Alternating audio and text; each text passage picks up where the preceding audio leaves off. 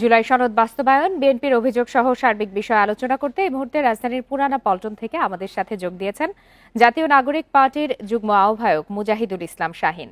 জনাব মুজাহিদুল ইসলাম শাহীন, আপনাকে স্বাগত জানাচ্ছি ইন্ডিপেন্ডেন্ট টেলিভিশনে। আপনার কাছে প্রথমে একটু জানতে চাই যে আমরা খবরে শোনাচ্ছিলাম যে মির্জা ফখরুল ইসলাম আলমগীর এবং সালাউদ্দিন আহমেদ বলেছেন যে জুলাই সনদের আইনি ভিত্তি দেওয়ার এখতিয়ার সরকারের নেই, কমিশন রাজনৈতিক দলগুলোর গণতান্ত্রিক অধিকারও আমলে নেয়নি। এই বিষয়টিকে আপনি কিভাবে ব্যাখ্যা করবেন? বান্ডেল থাকলে প্রতি সেনমানিতে টাকা বাঁচবে। বিকাশ সেনমানি বান্ডেল কিনে জিতুন প্রতি লেনদেনে। আসলে বর্তমান সরকারের আইনি ভিত্তি কি যদি এই প্রশ্ন করা হয়, তাহলে সংবিধান অনুসারে এই সরকারের আইনি কোনো ভিত্তি নাই। তাহলে আইনি ভিত্তি মানে এখানে কিভাবে আসলো? এখানে দেখেন, আপনি 2024 সালের 5 আগস্ট একটি জনরায়, গণবিপ্লবের মাধ্যমে একটি জনরায় এসেছে। এই জনরায়ের প্রেক্ষিতে কিন্তু এই সরকারের আইনি ভিত্তি তৈরি হয়ে গেছে এবং হলো ডক্ট্রিন অফ নেসেসিটির যে ডক্ট্রিনটা আছে সেটা অনুযায়ী বর্তমান সরকার কিন্তু একটা বৈধ সরকার। এই বর্তমান সরকার যে সিদ্ধান্ত নিবে সেগুলো বৈধ হিসেবে বিবেচিত হবে। আপনি দেখেন, বর্তমান সরকার যদি নির্বাচনের সিদ্ধান্ত নেয়, তাহলে সেই নির্বাচনের সিদ্ধান্ত কি হিসাবে নিবে? সংবিধানে কিন্তু বর্তমান সরকারের সেই সিস্টেমের কোনো ব্যাখ্যা নাই। সুতরাং এই বর্তমান সরকার যে কাজ করছে প্রত্যেকটাই এর আইনি ভিত্তি আছে। আপনি যদি একটা আইনি ভিত্তি ধরেন এবং আরেকটাকে যদি বলেন আইনি ভিত্তি নাই, তাহলে তো এটা সাংঘর্ষিক হয়ে যাবে, ইনকনসিস্টেন্ট হয়ে যাবে। সুতরাং এই সরকারের যত কাজ তার আইনি ভিত্তি আপনি যদি নির্ধারণ করতে চান, তাহলে এই সরকার যদি এই গণভোটের আয়োজন করে, যদি সংস্কারের কথা বলে সংস্কার করে থাকে, সবগুলো আইনি ভিত্তির উপরে বিদ্যমান থাকবে।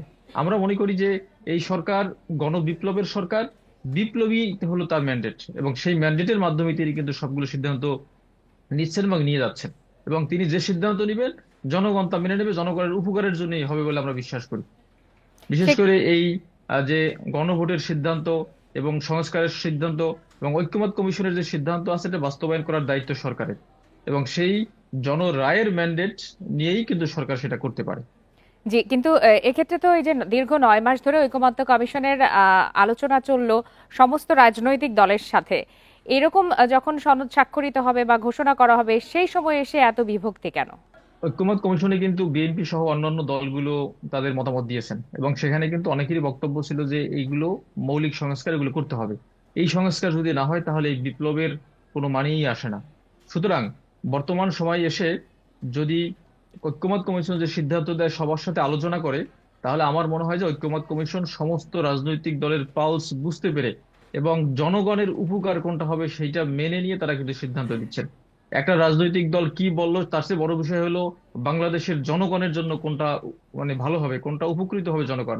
এইটাই হলো ঐক্যমত্য কমিশনের মূল বিষয়বস্তু হওয়া উচিত। এবং আমি মনে করি ঐক্যমত্য কমিশন এই জুলাই সনদ বাস্তবায়নের যে প্রক্রিয়ার কথা বলেছে এটা যথার্থই বলেছে এবং বাংলাদেশের জনগণই এইটা সিদ্ধান্ত নিয়েছে ঐক্যমত্য কমিশনের উপর আস্থা রেখে, এবং সেই আস্থা আশা করি ঐক্যমত্য কমিশন বজায় রেখে সরকার সেই আস্থা বাস্তবায়ন করবে। জি, জনাব এটা মুজাহিদুল আমরা ইসলাম বিশ্বাস শাহীন, করি আপনার এনসিপির পক্ষ বক্তব্য এই থেকে। প্রশ্নে স্পষ্ট। আপনার কাছে আরেকটি বিষয় জানতে চাই যে বিএনপি তো অনেকদিন ধরেই বলছে জাতীয় নির্বাচনের দিনে গণভোট করা উচিত, আর এনসিপি চাই আগেই গণভোট।